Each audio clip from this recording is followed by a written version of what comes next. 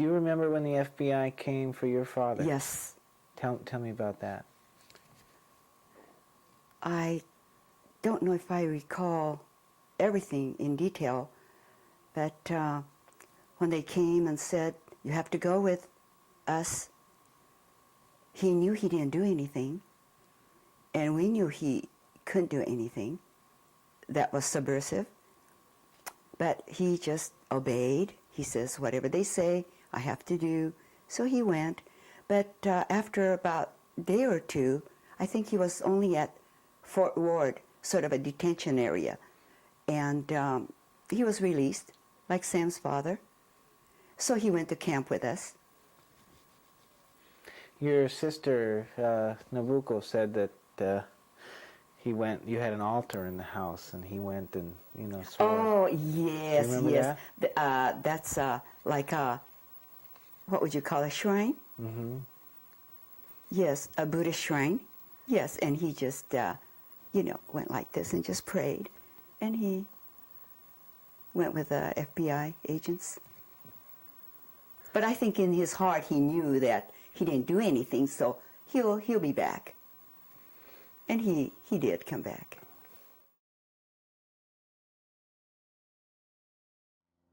But probably the thing that stands out most prominently in my mind is before evacuation, when I came home from school one day and discovered that my father had been taken into the immigration office in Seattle.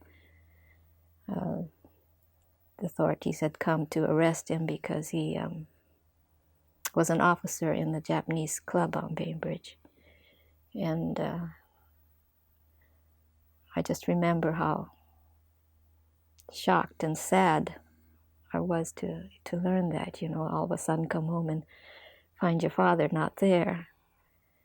And I remember going to see him in the immigration office, and it just hit me that he was behind bars, and all of it just was a terrible shock, and all I could do was probably cry. I remember him trying to be cheerful and trying to tell us to be brave and that he would be fine. But that's the saddest memory I have of the evacuation.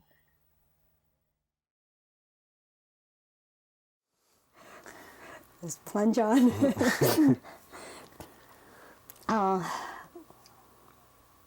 I didn't know why my father was taken until I had gotten back from camp.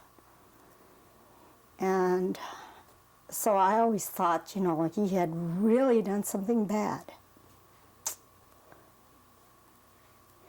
And I always had this feeling that he was a criminal.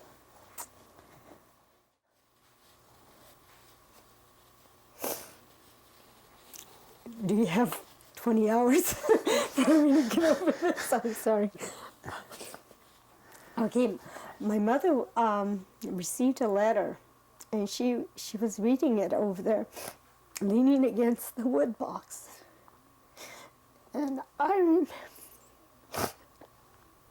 remembered the dress she had on, and she was crying. And that was the first time I ever saw my mother cry. And I asked her, Mama, how come you're crying? She says, oh, because I got a letter from Papa. And I said, what's the matter? And she says, so I asked her, are you sad? And she said, no, I'm crying because I'm happy. But I really didn't believe her. And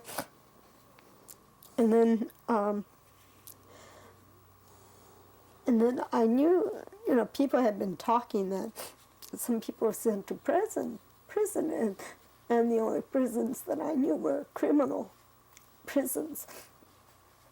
And I couldn't figure out why they had taken Papa and put him in prison.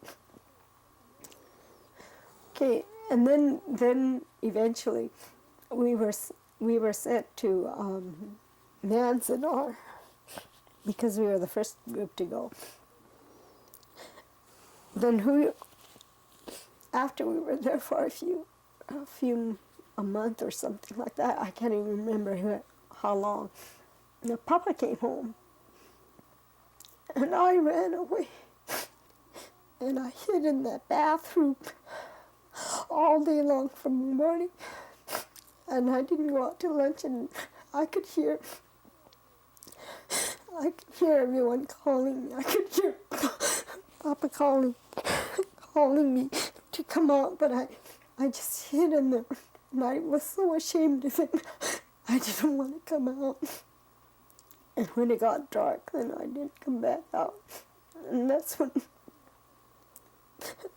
I saw Papa again for the first time since he was sent to Missoula. And I guess not knowing the truth hurt more than knowing why he was in prison.